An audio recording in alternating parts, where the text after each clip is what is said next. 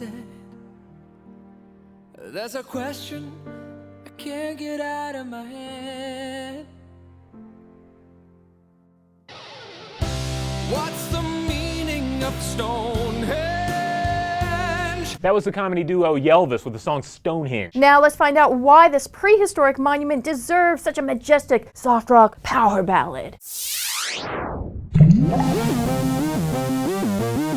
If you gaze upon the plains of Salisbury, England, you'll see a monolithic stone structure on the horizon. This prehistoric monument has been in existence for more than 5,000 years, with 3 large pine posts erected at the site as early as 10,500 years ago. Long regarded as a mere pile of rocks, archaeologists and scholars have now uncovered fascinating findings, underscoring the importance of the site to our very understanding of life and death rituals among our ancestors. But first, the stats. In its final form, Stonehenge had 30 upright stones, each about 18 feet high and 7 feet thick, set in an outer ring of about 100 feet across. Only 17 of these megaliths, called sarsens, are now standing. A few 10.5-foot lintels still span their tops. Smaller upright stones, called bluestones, form an inner ring. Within this inner ring, we find a horseshoe of 5 trilithons. It's 2 upright sarsens capped by a lintel. Today, only 3 of these remain standing. And at the center of this, we find an inner horseshoe of bluestones around a pillar called the altar stone. The sarsen stones, some weighing in at 45 tons each, were hauled from 20 miles away, while the bluestones, weighing between 2 and 4 tons, were brought over a distance of 155 miles. Professor of Prehistory and Archaeology Colin Richards has said of the effort, quote, "Stonehenge is an expenditure of labor on a grand scale. It's easy for us to forget that these people were creating something which had never been created before. It's a bit like their own space program." Which sadly wipes out the theory of aliens or druidic sorcerers moving the stones into place. Just a bunch of multi-generational obsessive humans using logs or perhaps even a ball-bearing system to move 45-ton megaliths over land. No biggie. But why was it built in the first place? 18th century scholars noticed that the entrance faces the rising sun of the summer solstice, the longest day of the year, and surmised that it must have been some kind of cosmological observatory. But there's only one astronomical axis evident in the configuration, noting the summer and winter solstices, which would have been great for humans wanting to observe these 2 important seasonal markers, but not a true astronomical observatory. And then the cremains showed up, and everyone thought, oh, well, Stonehenge must have been erected as a burial ground. Analysis from 35 pounds of cremains from an excavation site at Stonehenge found that those laid to rest there would have been mostly males between the ages of 25 and 40,